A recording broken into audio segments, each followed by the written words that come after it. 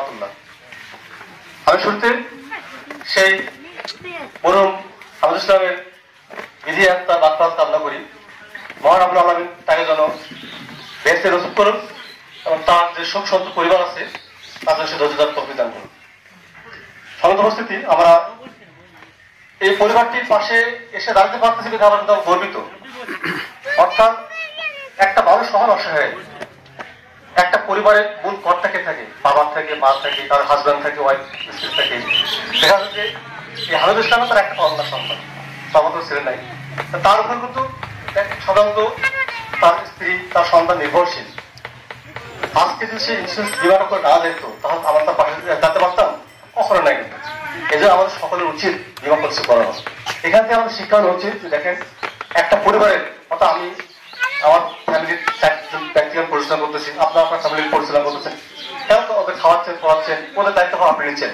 আপনি কখন ভাবছেন যে আপনার অবর্তমানে আপনার ফ্যামিলির কি অবস্থা হবে? এই জন্য বিমা প্রয়োজন। কিন্তু আসলে বিমা আমার ধনী গরিব প্রত্যেকের প্রয়োজন। আমাদের সাধারণত সাধারণ মানুষের আশা কিন্তু হচ্ছে ব্যাংকের উপরে, কিন্তু আমার বিমাকে বিশ্বাস করে না। অত দেখেন যে ব্যাংক আমাদের আশা, আমাদের আস্থা হচ্ছে ব্যাংকের উপরে, আর ব্যাংকের আস্থা হচ্ছে বিমার উপরে। কিন্তু অর্থাৎ বিমা ছাড়া ব্যাংক চলতে পারে না। বাংলাদেশে যতগুলো বিমা ব্যাংক আছে সব প্রত্যেক ব্যাংক বিমা কিন্তু, এজন্য বিমা ধনী গরিব প্রত্যেকের প্রয়োজন। কিন্তু আমরা গরিব কেন বলতো, আমাকে বলা আমি গরিব কেন? কথা আমার টাকা দেয়, টাকা নেই কেন? আমার আমি গরিব। অর্থাৎ যে এলাকায়, যে দেশে বা যে গ্রামে সঞ্চয় যত বেশি তত উন্নত। আমরা সঞ্চয় করে থাকি, আমরা জীবনকে পরিবর্তন করতে পারি না। কিন্তু অতএব আমাদের পরিবর্তন করতে হলে আমাদের সঞ্চয় বিকল্প নাই। কিন্তু এখানে শিক্ষা হচ্ছে যে আজকে হামিদুল আজকে আমাদের এখানে দুইটা কিস্তি জমা দিয়ে গেছে, দুইটা কিস্তি বাবা সে জমা দিচ্ছে, মাত্র 20 করে জমা দিচ্ছে। এই 40,000 বিনিময়ে আমরা তাকে দিচ্ছি কত টাকা? আজকে 3,08,665 টাকা দিচ্ছি। আচ্ছা, এটা কেউ দিবে বলুন তো? একটা পরিবার যখন বাবা মা মারা যায়, এলাকাবাসী, আত্মীয় স্বজন, চেয়ারম্যান মেম্বার, এলাকার ব্যক্তিবর্গ আছে, তারা কি করে?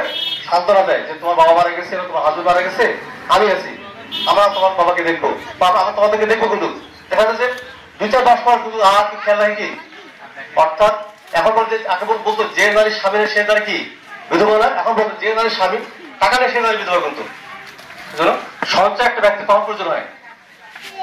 বৃদ্ধ বয়সে, অকাল মৃত্যুতে, ছেলেমেয়ে লেখাপড়া খরচার জন্য, হ্যাঁ, প্রত্যেক ব্যক্তি সঞ্চয় করে। কিন্তু আজকে দেখা যাচ্ছে আমার ছেলেকে মানুষ করতেছি লক্ষ লক্ষ খরচা করে। কিন্তু এই সন্তান আমাকে সে খরচ নিশ্চয় আছে, আমার কোন ইচ্ছুতা নাই। কিন্তু অর্থাৎ এই বিমাটা সন্তান করতে বিমা আপনি করছেন, আপনি 1 বছরে যত টাকা জমা রাখবেন আপনাকে ম্যাচ হিসাবে কি করবো? লাভ সহ ডাবল টাকা দিচ্ছি। বাট এর মধ্যে আপনি মারা যান, তাহলে কি করছেন? আপনার যে রেখে যাওয়া পরিবার আছে সেই পরিবারটা কারো হাত করতে হবে না এই বিমার কারণে। এই জন্য বিশ্বের উন্নত দেশের বিমা সব বিমা মানে মারা যাবে প্রত্যেক ব্যক্তি বিমা করে। অর্থাৎ কেউ কারো জীবন সুযোগ করতে। ওইটা আমরা আপনার বিগত আহ্বান জানাবো, যারা আমরা এখনো বিমা করি নাইও, আমরা অবশ্যই ইন্স্যুরেন্স করি। আর প্রগতি লাইফ ইন্স্যুরেন্স কিন্তু বাংলাদেশের এশিয়া মহাদেশের মধ্যে শ্রেষ্ঠ কোম্পানি। আমি এই প্রতিষ্ঠানে প্রায় দীর্ঘ 25 বছর থেকে কাজ করে আসতেছি, ডোমান অফিসে ইনচার্জ হিসেবে দেখভাল করে আসছি। তো আমার জানা মতে শুধু ডোমান নয়, সারা বাংলাদেশে আমাদের একটা গ্রাহক কোথাও আপনারা খুঁজে পাবেন না যে প্রয়োজনে বিমা করছে, টাকা ম্যাচ শেষ পাইতে সাথে দেরি হয়েছে। অর্থাৎ আমাদের যে পলিসির গ্রাহকের ম্যাচ শেষ আছে, গ্রাহকের ম্যাচ শেষ, গ্রাহকের টাকার তারিখে সে টাকা পেয়ে যাবে। কিন্তু ম্যাচ শেষে পরের দিনে। আর যে ক্ষেত্রে মারা গেছে, এটা কিন্তু আমরা আরো আগে দিতাম, কিন্তু কিছু ত্রুটি ছিল, ত্রুটির কারণে গ্রাহকের ত্রুটি ছিল, ত্রুটির কারণে কিন্তু দেখা যায় 2-3 বার আমাদের দেরি হয়েছে। কিন্তু তাছাড়া আমাদের একটা গ্রাহক যখন মারা যায় আমরা সর্বোচ্চ 1 মাসের মধ্যে তার নমিনির হাতে চেকটা তুলে দেয়। কিন্তু এই আমি আপনাদের যে আমাদের এই প্রভুদের যে সেবাটা, এটা খুব সুন্দর সেবা একটা, যে আমাদের প্রায় ধরেন যে বাংলাদেশে 8 শতাধিক প্রতিষ্ঠান আমাদের কোম্পানি কিন্তু তার বিভাগ মানে পলিসি করা আছে। তার মধ্যে হচ্ছে উল্লেখযোগ্য হচ্ছে যে ক্রিকেট বোর্ডটা, মানে বাংলাদেশের দেশ বিশ্ব শ্রেণীর ক্রিকেট খেলাতে এই ক্রিকেট বোর্ডটা কিন্তু আমাদের কাছে বিভাগ, প্রত্যেক খেলাতে বিভাগ আমাদের কাছে আছে। পাশাপাশি ফুটবল ফেডারেশন যেটা বিসিবি লাগবে, এই ফুটবল ফেডারেশন আমাদের কাছে বিভাগ করা আছে। এরপর হচ্ছে আপনাদের একটি কোম্পানি, এসর কোম্পানি, তারপরে হোন্ডা কোম্পানি, প্রায় হচ্ছে আপনার পিডিবি পল্লীবিদ্যুৎ, তারা কিন্তু আমাদের কোম্পানি থেকে বিভাগের করা আছে। বিভাগ আমাদের প্রত্যেক ব্যক্তির প্রয়োজন আছে। আজকে একটা ব্যক্তি মানে আপনার অনেক পরিবর্তন শুরু করতেছিল, কিন্তু দেখা যাচ্ছে তাদের কিন্তু আজকে মতো অবস্থা হয়ে যাওয়ার কিন্তু আমাদের অনেকের অবস্থা খারাপ ছিল, আস্তে কর্মী সুবিধা হয়ে গেছিল। তারপরে কি তারা কিন্তু সঞ্চয় করছে, তারা কি অর্থাৎ শ্রম দিচ্ছে, তারা মেধাই কাজে লাগাচ্ছে, মেধাই করতে হয়েছে, পূর্বতন তারা নিয়ে আসতে পারছি। তো আমাদের এখানে যেহেতু আমাদের কথা বলে তারপর সমাজের কাছে যে আমাদের কিন্তু অনেক ধরনের পলিসি আছে। একটা বিমা আছে আমাদের কাছে, দেখা যাচ্ছে মেয়াদ 15 বছর, আপনারা নিম্ন প্রতি মাসে 1800 টাকা কিস্তি আর কি। এটা আপনারা যদি করেন, আমরা আপনাকে প্রতি 3 বছর পর টাকা দিতে পারবো, অর্থাৎ 15 বছরে আপনারা 5 বার টাকা নিতে পারবেন। একটা পলিসি আমাদের কাছে একটা আছে। আরেকটা বিমা আছে আমাদের কাছে যে আপনারা 12 বছর যদি মেয়াদ নেন, 12 বছরের মধ্যে আপনার 6 বার টাকা তুলতে পারবেন। ঠিক আছে, 2 বছর পর আপনার টাকা দিতে পারছেন। এটা একটা বিমা আমাদের কাছে আছে। আরেকটা বিমা আছে আমাদের কাছে যে মেয়াদ 12 বছর, তার 7 বছর চালাতে হবে না। অর্থাৎ 7 বছর পর যে টাকাটা জমা হবে, এই টাকাটা মেয়াদ শেষে আমরা আপনাদেরকে ডাবল টাকা ফেরত দেবো। এটা একটা আছে। তারপর ডিপোজিট আছে আমাদের কাছে। তারপর শিশু বিমা আছে, শিক্ষাবৃত্তি বিমা আছে। আপনার চাইলে কি আপনি আমাদের কাছে ইনস্যুর করেন। সবচেয়ে বড় বিষয় যে এই যে পলিসিটা আপনাদের কে করাইছে তাকে পরিচয় করে দেওয়া অবশ্যই আমাদের দায়িত্ব। যে আপনাদের এলাকা যাবে কিন্তু নাম হচ্ছে আমাদের হুমায়ুন, আপনাদের এলাকায় যাবেন। হুমায়ুন কিন্তু আমাদের অফিসে কাজ করে। আজকে হুমায়ুন কিন্তু এই পলিসিটা করাতে পারছে বিধায় কিন্তু কি আমরা আপনাদের পাশে দাঁড়াতে পারতেছি কিন্তু। তো হুমায়ুন ভাই আমাদের অফিসে কাজ করে। আপনারা চাইলে তার মাধ্যমে আপনারা আমাদের পলিসি নিতে পারবেন। এই আমাদের প্রকৃতির বিমা করতে হলে আমাদের অফিসে আপনার যাওয়া দরকার নাই কিন্তু। আপনার যে ইউনিয়ন পরিষদ আছে, এই পরিষদে আপনার টাকা জমা করবেন। আপনার ব্যাংক এসে আছে না, ব্যাংক এসে টাকা জমা করতে হবে। পাশে ব্যাংক এসে মাধ্যমে আপনার টাকা জমা করতে মাইনাস পেয়ে যাবেন।